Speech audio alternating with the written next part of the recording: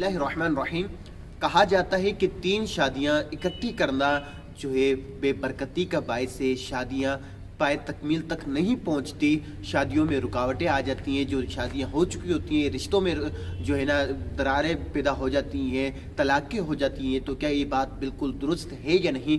देखें कि शादियाँ 3 हों 4 हों जितनी भी हों इकट्ठी कर सकते हैं, इसमें कोई मज़ायका नहीं। और ये जो इकट्ठी शादी करना है, इससे मुराद ये लिया जाता है कि जैसे एक भाई या 2 भाइयों की शादी है और एक बहन की शादी है, तो ये इकट्ठी करना, तो इसमें कोई मुज़ायका नहीं कि 3 शादियाँ इकट्ठी कर सकते हैं कि 1 या 2 की जो है ना वलीमा हो और 1 की बारात हो बहन की।